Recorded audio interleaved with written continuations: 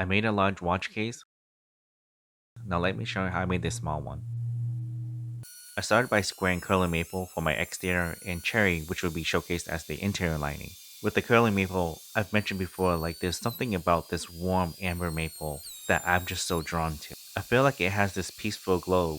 I've carefully chosen it for its grain, strength, and beauty. For the smaller watch case, I love working with maple and walnut. Their natural tones bring a warmth that matches any space. The DeWalt DW745 budget table saw has its quirks, and if you have one similar to mine, you all know the fence isn't square from factory, and it takes quite a bit of massaging to get it dialed in. I found my old 1 1/4 inch S4S board left over from one of my projects. I wanted to see how it would work out if it was a longer fence, because I've been debating how to prevent the wood from drifting while feeding the stock. The initial thought was to get a flatter, straighter board, which should be an improvement over the stock unit, but even with it mounted, I could still see there was still some bowing. After testing and ripping some boards, I thought it might work out for now, but there's still room for improvement. So I wanted to test this out short term. And there's a thought in the back of my head where it keeps telling me more and more, questioning why did they design the machine this way without zeroing, tuning, and calibrating from factory? Why is the fence warped? And why isn't the saw squared and parallel with the fence or vice versa? Why didn't they design a zero clearance throat plate? And why isn't this thing enclosed to better control dust? I know this is a budget table saw, but I do have high expectations when it comes to balancing a design, even at lower price points. And I've been leaning more and more towards doing a full upgrade redesign, or maybe just some components. And definitely a critical discussion for next time. Personally, getting the board square is really high priority, especially if you want everything aligned and glued up exactly how you designed it. Like the table saw and miter saw, it was starting to show its imperfections even after calibrating it. In the future, I would need a better process to square everything, and today was definitely a start. It was only working through this project I really felt like my tools and process could use a boost of precision. Again, I thought to myself, since I dialed in both the table saw and miter saw, I think I'll be in good shape cutting the miters and cutting the grooves to make way for the glass and lining, then a second groove for the bottom panel.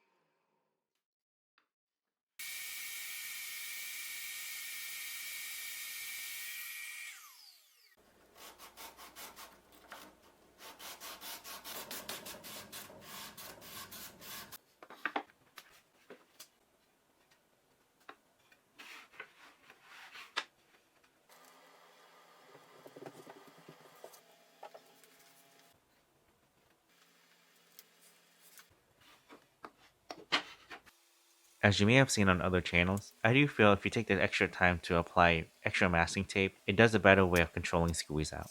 And when it comes to glue up, I use the adjustable framing band clamps to hold the box together while the glue sets in. And here I'm using two band clamps in order to evenly apply pressure on all four sides. And these guys are a lifesaver.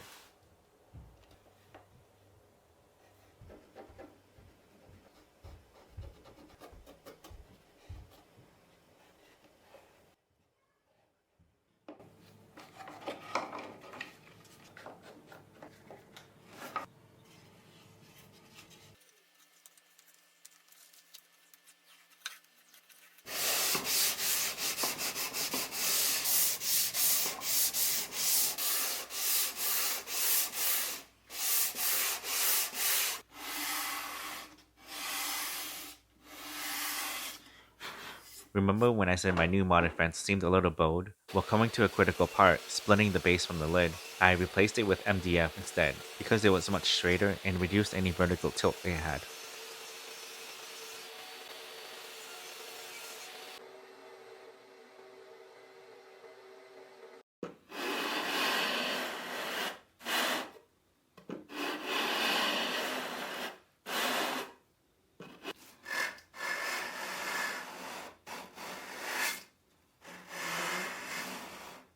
For the interior, I wanted to create a sense of contrast, like a frame within a frame.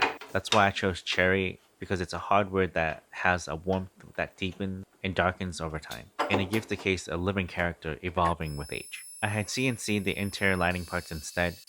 I could have done this by hand, but This time around, I wanted to focus on precision, and I wanted to explore the process of efficiency. Which parts or assemblies should I create, and which machine should I use? Partly because of that, I needed to think about repeatability and how efficient can I manufacture my watch cases. I feel that's where the real craftsmanship shines.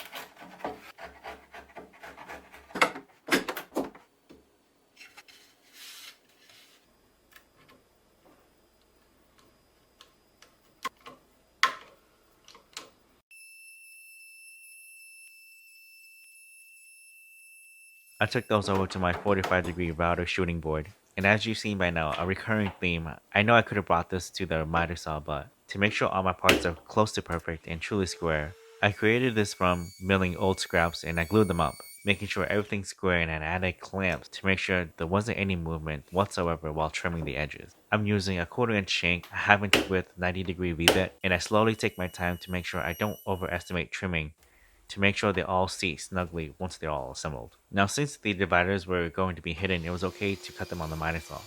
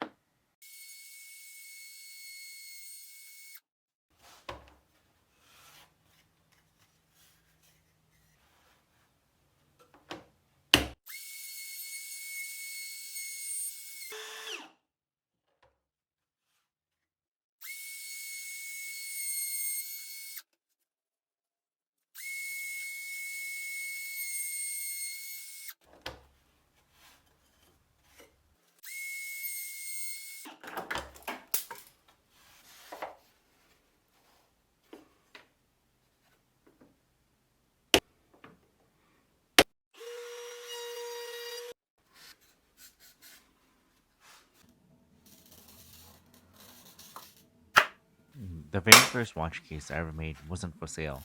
It wasn't part of a business plan. It was for my uncle. He was a remarkable man, someone who truly understood the value of time, not just in the watches he collected, but in the way he lived. He had this incredible way of embracing every moment, whether he was traveling to distant corners of the world or enjoying the quiet beauty of the present, and he knew how to make time meaningful. And his watches, they weren't just tools for telling time, they were memories and stories. His collection was vast, spanning decades, each piece meticulously cared for, and when I saw how much those watches meant to him, I knew he needed something just as special to house them. He used to come around wearing a watch on each wrist, and I asked him, "Why do you have to wear two watches on each wrist?" And his response always was, "They need movement, so I don't want them to stop ticking." So my journey began. So I got to work. That first watch case was personal, solid wood, hand cut, and every detail was crafted to reflect his passion and his story. My uncle taught me something profound. It's not about how much time you have, it's about how you use it. And that stayed with me. So every watch case I make now carries a little bit of that lesson. It's not just about holding watches, it's about holding memories, moments, and the stories that make them meaningful. That first watch case sparked a journey that I never expected. And now, with every piece I create, I think back to my uncle, of his passion and his collection, and the legacy of living fully in the time we were given. You can click the link on the upper right hand corner to watch how I made the first watch case in honor to him. So I got some good feedback and I thought maybe I do have something. So I worked on my next case, inspired from my original design to my uncle. It wasn't just about making something big, it was about creating a home, a place to showcase a lifetime of passion. But then I started to think, this watch case closely resembles the first one I made for my late uncle. He had a remarkable gift for making the most out of every moment. What about the stories that are still being written from people, those who weren't collectors yet? They had one watch, maybe two, something their grandfather passed down, a gift from a loved one, or a watch they wear every day, the one that keeps them moving.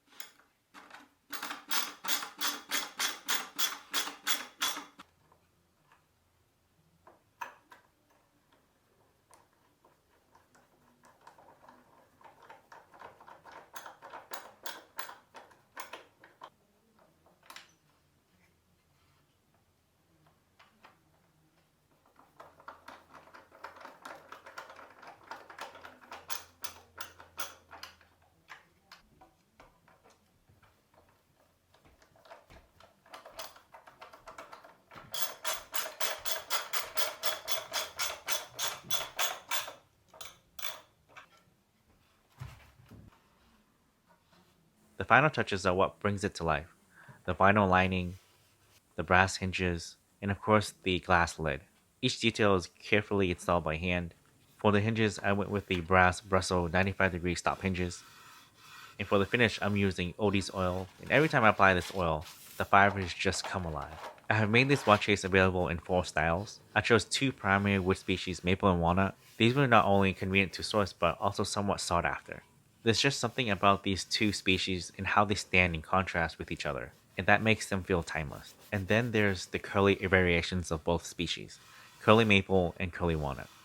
There's something else entirely. It's as if the wood comes alive, glowing in sunlight after proper oil or finish is applied. There's this rare magical quality, a kind of soul, that elevates the entire piece.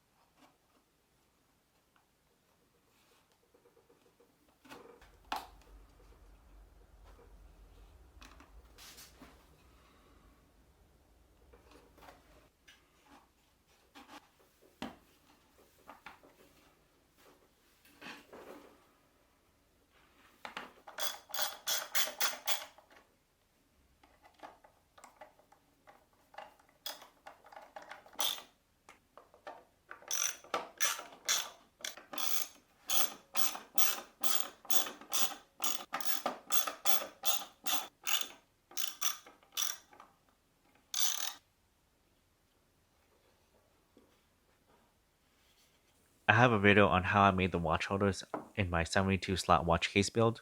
You can click the link on the upper right hand corner. When it came to the wooden watch holders, I experimented with softer species like pine, poplar, and cedar, but they couldn't hold up to the precision work and tear out of the edge trimming, which became a real problem. A maple, on the other hand, was a perfect balance, and it was durable, less prone to scratches, and can take a beating without losing its elegance. And what you're left with is more than just a watch case, a piece of art, a functional design made to protect and display something deeply personal. And that's how the 5 slot watch case was made. From start to finish, a case that's small but meaningful. When it came to crafting the smaller watch case, I wanted every decision to feel intentional and grounded in both the practicality and beauty. Every material, every choice, it reflects the practicality of building something that lasts, but also the passion I have for creating pieces with depth, soul, and a story. I know not everyone needs a large watch case. Maybe what you need is possibly something smaller, something personal. A case just as elegant but designed for simplicity. It's for those who know that even a single watch case deserves a beautiful home. Applying the same craftsmanship and the same attention to detail, because every story starts small. In this case, it's made to hold your next chapter. Right now, you can discover yours at bythegreen.co and let me know how you would use yours. Let's start your story, and with that, I'll catch you guys in the next one. See ya.